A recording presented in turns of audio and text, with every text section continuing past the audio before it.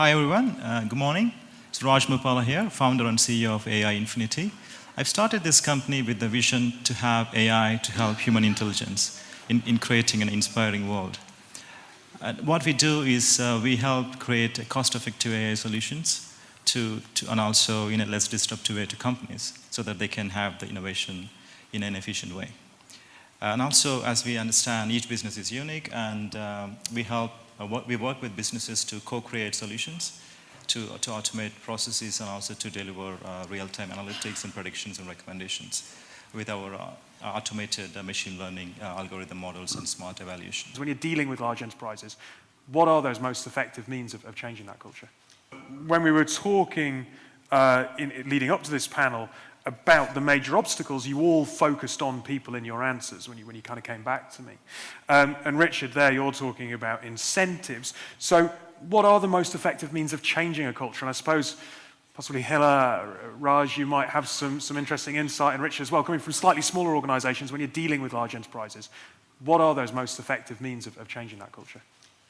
So I think first, clear business objective that has to do with clear KPIs, and then a way to measure everyone and include as many people as possible in that process. The way I see is change is always aligned with the values and attitudes of the people as well.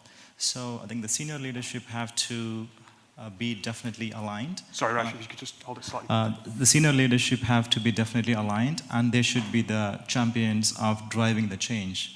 And say, example, they have to mimic that they are the champions and they have to drive the change and effectively show that to the organization.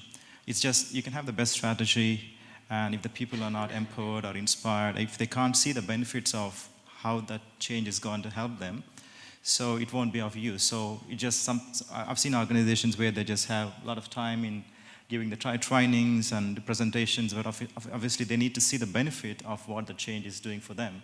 And also the senior stakeholder buying is very important, and they need to also be the drivers of the change. You can have a change board where they can actually effectively look at the feedback and also look at the ways of improving, and obviously you can put a framework and governance, and obviously the flexibility, and a lot of things can come into play.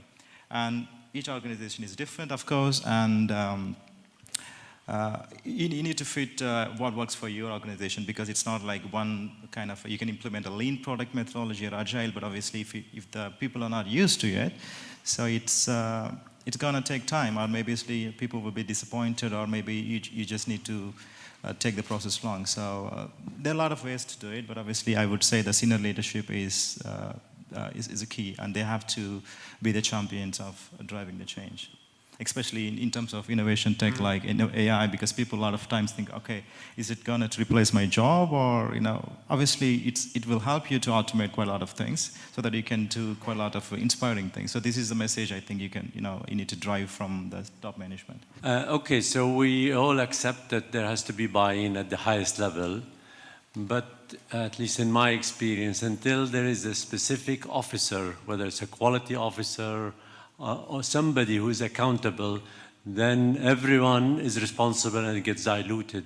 In your experience and watching your organization or people you are observing, is that a trend to appoint like a CXO for AI or anybody like that? I think most companies, as I said, defining the problem is most vital. Exactly, everyone talks about AI, okay, it can do quite a lot of automated things, quite a lot of things, but they wouldn't spend quite a lot of time on defining what the problem is, what they're currently doing at the moment. That could be a simple automation task.